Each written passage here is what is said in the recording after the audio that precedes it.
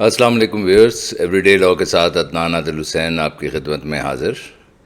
پچھلی ویڈیوز میں ہم نے پراپرٹیز فری ہولڈ جو کہلاتی ہیں پروپرائٹری رائٹس کے ساتھ ان پہ بات کی تھی۔ یہ چین آف ویڈیوز ہیں، you need to see these videos in collaboration with one another to understand یہ کانسیپٹس کیا ہیں۔ ابھی ہم پروپرائٹری رائٹس والی جسے فری ہولڈ پراپرٹیز یا ایبسولوٹ اونرشپ کی پراپرٹیز کہا جاتا ہے ان پہ بات کر رہے تھے۔ اس ویڈیو کے اندر ہم ان رورل لینڈس کو جسے ایگریکلچر لینڈس بھی کہا جاتا ہے، اس کی اربنائزیشن پہ بات کریں گے، which actually includes more than 80% of our urban cities۔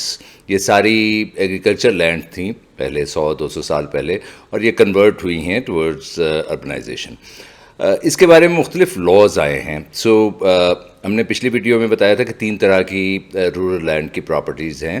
ایک وہ جو کہ ابھی بھی کلٹیویٹ ہو رہی ہیں، جن کے اندر فرد یا فارم 7 ابھی بھی بن رہا ہے، جن کی record of rights accordingly update ہو رہا ہے، یعنی مثل حکایت چل رہی ہے۔ دوسری ٹائپ وہ تھی جو کہ شاملات کے اندر آبادی دیکھ کے اندر تھیں اور ریڈ لائن میں آئی ہوئی ہیں، جن کے بارے میں کچھ نہیں ہو سکتا بٹ وہ اربن ہو چکی ہوئی ہیں۔ تیسری ٹائپ وہ ہے جن کی فرد ابھی بھی ایشو ہو رہی ہے، ریکارڈ اپڈیٹ ہو رہا ہے بٹ وہ اربن ہو چکی ہوئی ہیں، ان کے فارم 2 بھی اویلیبل ہوتا ہے، ان کی فرد بھی نکلتی ہے، انتقال بھی ہوتا ہے، تتمہ بھی آتا ہے۔ یہ والی جو آج کی ہماری ویڈیو ہے یہ سیکنڈ اور تھرڈ کو ایڈریس کر رہی ہوگی ٹائپ کو۔ سینٹرل گورنمنٹ نے اس کے بارے میں ڈفرینٹ لاز دیے ہیں۔ کچی آبادی ایکٹ 1972 میں آیا تھا۔ کچی آبادی ایکٹ کے اندر یہ ہوا تھا کہ جتنے لوگ سلمس میں تھے یا پیری اربن میں تھے ان کو ریگولرائز کر دیا گیا تھا۔ ان کو منع لیکن کیا گیا تھا کہ آپ نے 10 سال یا 15 سال تک یہ ٹرانسفر نہیں کرنا، ڈپینڈنگ اپان دا ایریا۔ یہ ایک کنڈیشن تھی، اور اس دوران میں اس کی سیل منع کی گئی تھی۔ آپ نے سنا ہوگا یہ اٹارنی پہ یا پاور پہ زمین بک رہی ہے، پاور آف اٹارنی کے یہ 2 سنونمز ہیں۔ یہ وہ والی لینڈس ہوتی تھیں جن کی ٹرانسفر منع ہوتی تھی تو پاور آف اٹارنی کے اوپر بھیج دیتے تھے۔ اینی وے، تو کچی آبادی کا طریقہ یہ لوگوں نے بنایا تھا کہ سلمس بنا لیے جاتے تھے رورل لینڈ کے اوپر، اور اسے کچی آبادی ایکٹ کے اندر ریگولرائز کرا لیا جاتا تھا۔ یہ اس کی میں آپ کو میل پریکٹسز اور ایکچوئل ایکٹس بھی بتاتا جاؤں گا، کیونکہ پاکستان ایک ایسا ملک ہے جس کے اندر بہت سارے لاز آئے ہیں افورڈیبل ہاؤسنگ کے لیے، بٹ انفارچونیٹلی ان کی شاید امپلیمنٹیشن اس طرح سے نہیں ہوئی۔ دوسرا لا جو سینٹرل گورنمنٹ کا ہے، colonization of government lands act, یہ مختلف صوبوں نے اپنے جگہوں کے اوپر بھی اپنے اپنے علاقوں کے اوپر اکارڈنگلی اپنے صوبوں کے اندر اڈاپٹ کیا ہوا ہے۔ سو سندھ کا کالونائزیشن ایکٹ، بٹ ان کی وہ جو اندر ورڈنگ ہے that would be the same. Colonization of government land act کے مطابق یہ ہوتا تھا کہ لینڈ جو تھی وہ قبولیت کے اوپر دے دی جاتی تھی۔ قبولی لینڈ اسے کہتے ہیں۔ اس کا مطلب یہ تھا کہ اگر آپ چاول کاشت کر رہے ہیں یا فلانی جگہ پہ یہ کاشت کر رہے ہیں تو اس کے ساتھ کی جو زمین ہے وہ آسائش کے طور پہ آپ کو دے دی جائے گی۔ آسائش سے مراد یعنی آپ اس کے اوپر اپنا گھر بنا سکتے ہیں۔ یہ کچھ شاملات سے ملتا جلتا فنومینا تھا۔ اس میں کچھ جگہ کامن لینڈ کہلاتی تھی، کچھ اس قبولی لینڈ کے ساتھ کی ہوتی تھی۔ سندھ کے اندر بہت ساری ایسی زمینیں موجود ہیں ابھی بھی، ریسٹ آف پاکستان میں بھی ہے، بٹ یہ قبولیت کی لینڈ، قبولی لینڈ کہلاتی ہیں۔ پھر جس وقت ویکوی پراپرٹی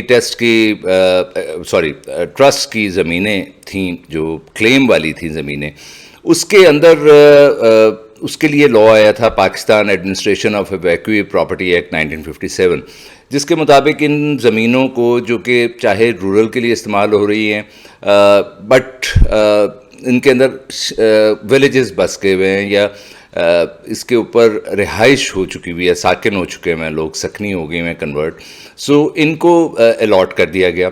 سو اس کے اندر بھی آیا۔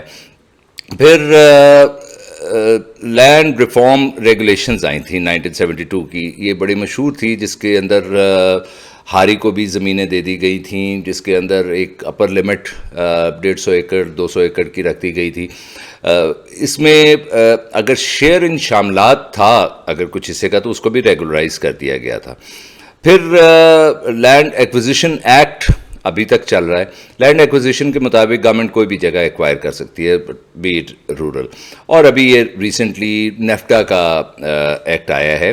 نیفٹا ایکٹ کے مطابق نیفٹا کوئی جگہ ایکوائر کر سکتی ہے, پرچیز کر سکتی ہے اور اس جگہ کو اربن کے لیے یوز کر سکتی ہے. پنجاب کے اندر اگر ہم دیکھیں تو پنجاب کے پی کے بلوچستان کے اندر ڈفرینٹ یہی والے ایکٹس بھی موجود ہیں, بٹ کچھ ان ایڈیشن کے ساتھ. ایک ایکٹ ہے scheme for disposal of unallotted evacuee rural agricultural land 1974 act, بڑا لمبا نام ہے اس کا. یہ وہ زمینیں جو کہ بچ گئی تھیں, جو کہ کلیم جن کے نہیں آئے تھے, ان کو الاٹ کیا گیا. اب وہ رورل لینڈ کے اندر کچھ کی کاشت کی اجازت دی گئی, کچھ کو کہا گیا کہ آپ اس کو اربن بھی بنا سکتے ہیں.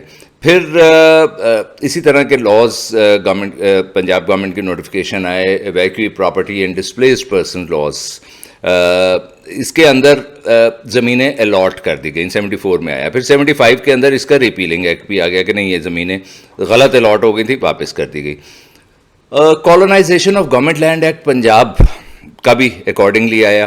اس کے اندر جو گورنمنٹ لینڈس ابھی تک پڑی ہوئی تھیں اس کو الاٹ کیا گیا آگے, یا لیز پہ دے دیا گیا. وہ لیز کی زمینیں پنجاب کے اندر بہت ریئر ملتی ہیں, بٹ اس کالونائزیشن کے اندر ملیں گی, بیکاز یہ قبولیت کی لینڈ کو رجسٹریشن ایکٹ 1908 کا سیکشن 1 سب سیکشن 7 کہتا ہے کہ یہ قبولیت کی لینڈ کو لیز ٹریٹ کیا جائے گا. سو یہ لیز کی زمینیں ہوں گی. Then Punjab alienation of land act آیا, جس کے اندر یہ کہا گیا کہ اگر آپ کی یہ اسپیسیفک کاشت ہو رہی ہے تو آپ اپنے ٹرائب سے باہر اس کو نہیں بیچ سکتے. یہ سن 1900 میں آیا تھا.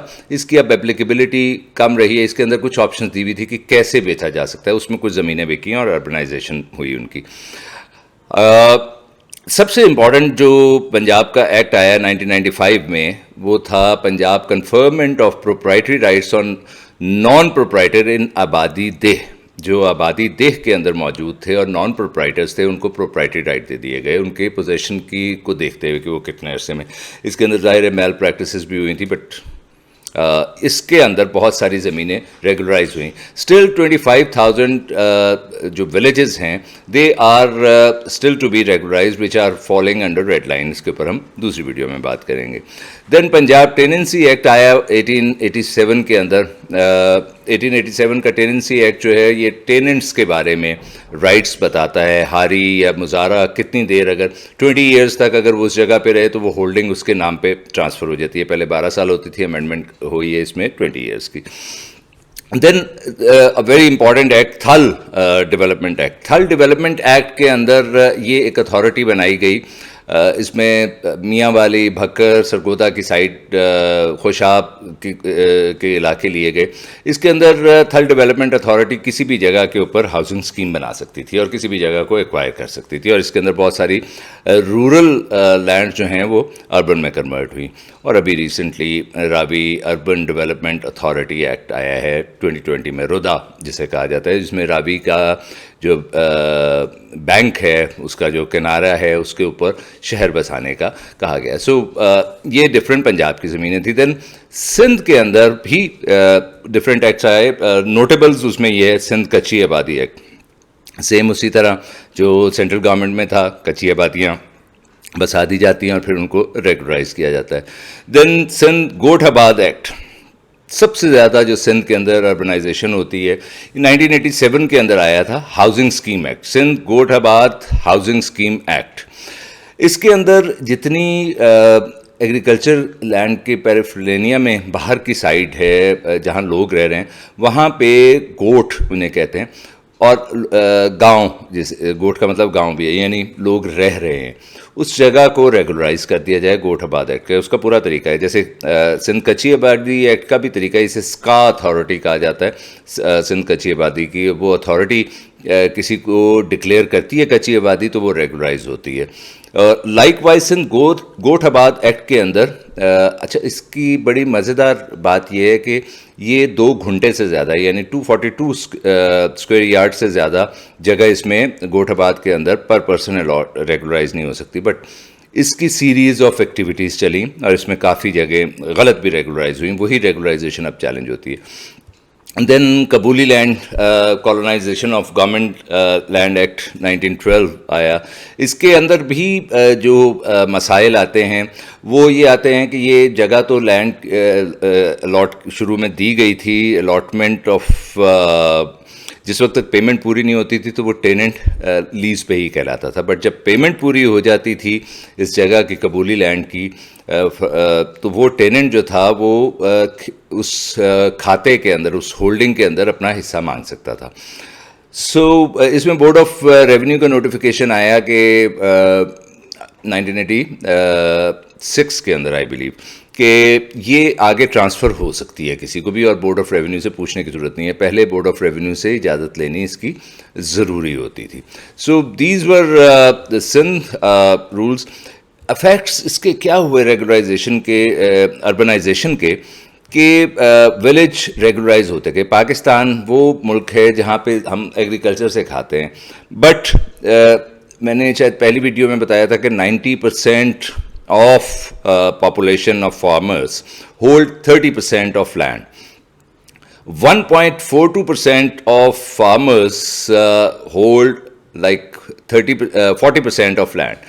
یہ جو بڑے فارمرز ہیں جنہیں وڈیرے یا زمیندار کہا جاتا ہے, ان کے پاس زمین زیادہ ہوتی ہے.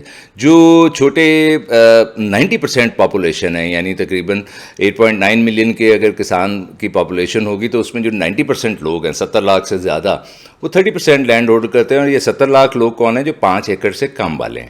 5 ایکڑ پہ کچھ بھی آپ کاشت, شاید ایک انڈیویجول سبسسٹنس لیول 12 ایکڑ کا ہے, یہ 12 ایکڑ سے بھی کم ہے. سو یہ لوگ شاید میرے خیال ہے بیچتے چلے جاتے ہیں اور اربنائز ہوتے جاتی ہے. بٹ اس کا اگر پروسیس کہیں پورا نہیں ہوا ہوگا تو کسی وقت بھی چیلنج ہو سکتی ہے. سو بٹ جو گریبنگ ہوتی چلی جاتی ہے اس کے اندر اس طرح کے لوگ, شناختی کارڈ بہت سارے چل رہے ہوتے ہیں. لینڈ گریبنگ جنرلی ان علاقوں میں ہوتی ہے جو ریگولرائز نہیں ہوئے پہ ہوتے. آبادی دہ اسکیم کے تحت جو ایکٹ آیا تھا, بہت ساری شاملات لینڈز کنورٹ ہوئی ہیں, اسٹل رہ گئی ہیں, بٹ بہت ساری ایسی شاملات لینڈ جو کہ شاید کنورٹ نہیں ہو سکتی تھی, جن کے اندر ان کی ہولڈنگ بھی شاید پوری نہیں تھی, پوزیسری رائٹ ان کے بھی پورے نہیں تھے, وہ بھی کیے گئے. سو ایگریکلچر لینڈ بہت ساری کنورٹ ہو رہی ہے. اچھا, کنورژن کے اندر یہ ضروری چیز ہے ایگریکلچر لینڈ کی کہ وہ غیر ممکن ہو یا بنجر قدیم یا جدید ہو. غیر ممکن کا مطلب یہ ہے کہ اس پہ کاشت نہ ہو سکتی ہو, اور بنجر قدیم ہوتی ہے جس پہ 2 سال سے کاشت نہ ہوئی ہوئی ہو, یعنی اس کے اوپر 4 ہارویسٹ نہ ہوئی ہوئی ہوں. یہ آپ کو خسرہ گرداوری یا رجسٹر نمبر شماری جو کہ سندھ کے اندر ہوتا ہے وہاں سے پتہ لگتا ہے. یہ بنجر جدید تھی. بنجر قدیم وہ ہے جہاں 4 سال سے کاشت نہ ہوئی ہو. بنجر قدیم 4 سال سے کاشت نہ ہوئی ہو, بنجر جدید 2 سال سے نہ ہوئی ہو. سو یہ والی لینڈز کنورٹ ہو سکتی ہیں. یہ کتنے لینڈز کے اندر حساب لگایا گیا یا دیکھا گیا, we don't find any answer to that. So viewers, اگلی ویڈیو کے اندر ہم اب یہ فری ہولڈ آلموسٹ ہم کنکلوڈ کر چکے ہیں, ہم جو کہ پروپرائٹری رائٹس ہیں, ہم باقی کی لینڈ کا جائزہ لیں گے. سو ویڈیو کے آخر میں وہی درخواست کہ اس ویڈیو کو لائک کیجیے, چینل کو سبسکرائب کرنا نہ بھولیے, اور اپنے دوستوں اور احباب میں اس کو شیئر کیجیے with the request to subscribe the channel. اپنا خیال رکھیے. اللہ حافظ.